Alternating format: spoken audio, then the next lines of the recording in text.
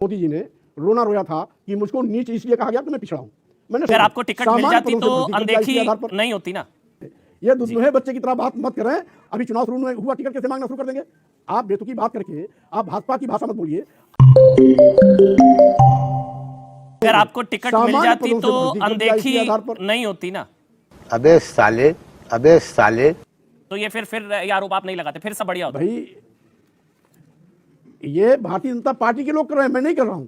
मैं ये टिकट फिकट की बात नहीं, हमारे पास तो हम जितने लोग चाहेंगे उतने टिकट मिलेगा। पहले भी मिला, भारतीय जनता पार्टी में मिला, बहुजन समाज पार्टी में मिला, और जहां भी रहेंगे वहां मिलेगा। हमारे पास लाखों का जनाधार है। जो सरकार बना सकता है वो टिकट भी दिला सकता है, जो सरकार गिरा सकता है वो सरकार बना भी सकता है। इसलिए, और आप एक बड़े प्रतिष्ठित चैनल के पत्रकार हैं, इसलिए आपका सम्मान करते हुए मैं केवल इतना कहना चाहता हूं। बेटे का टिकट मांग रहे थे आप, वो नहीं मिला इसलिए आप नाराज हो गए, ये भी लोग आरोप लगा रहे हैं। ये आरोप है स्वामी जी, मैं बस सवाल पूछ रहा हूं। आरोप इससे बड़ा झूठ हमने नहीं सुना।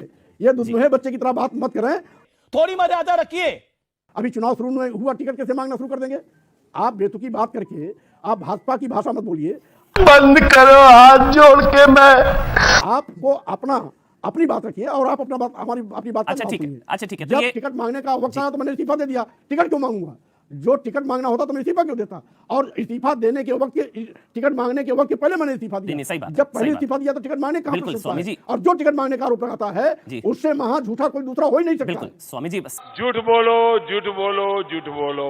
जब आप उसका जवाब नहीं लाते, इनको चुटकी लग रही है, पीड़ा हो रही है। और साथ ही साथ मैं ये भी कहना चाहता हूँ, जो दलित और पिछड़ा सरकार बनाना जानता है वो सरकार बिगाड़ना भी जानता है। इनकी उपेक्षा कब, तो पिछड़ों की उपेक्षा कब से हो रही थी? बस ये बता दीजिए ना, कब से हो रही थी? 1 साल, 1.5 साल, 6 महीने, 4 महीने, कब से हो रही थी? क्योंकि फैसला अब लिया आपने। अब आपको देखना चाहिए, सरकारी संस्थानों को एक एक करके निजी क्षेत्रों में दिया जा रहा है। अच्छा। आप ये नहीं जानते कि आरक्षण मारा जा रहा है? जिन सरकारी संस्थानों में आरक्षण के माध्यम से अनुसूचित जाति और पिछड़े वर्गों को नौकरी मिलती है, वो सरकारी संस्थान ही दिए जा रहे हैं। कहां नौकरी करेंगे? ऊषण में, जंगल में। इसलिए आपको हकीकत समझनी चाहिए। और जब दलितों पिछड़ों की बात की जाती है तो मालूम नहीं लोगों के पेट में पीड़ा कैसे होने लगता है। वो बात को घुमाने की कोशिश करते हैं, तोड़ने की कोशिश करते हैं।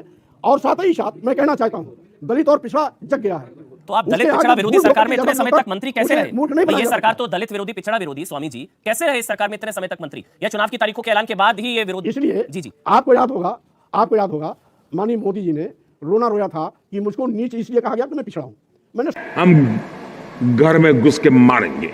सोचा कि जब इतना बड़ा नेता पिछड़े होने की दुहाई दे रहा है, सामने मंचों से दे रहा है, तो स्वाभाविक रूप से भारतीय जनता पार्टी का चरित्र बदला होगा। चेहरा बदलने के साथ साथ चरित्र बदल गया होगा। और साथ ही साथ जब मोदी जी जैसे बड़े नेता पिछड़े की दुहाई देकर के सार्वजनिक रूप से अपना रोना रो रहे हैं, तो पिछड़ों का दर्द भी नेता के सीने में होगा।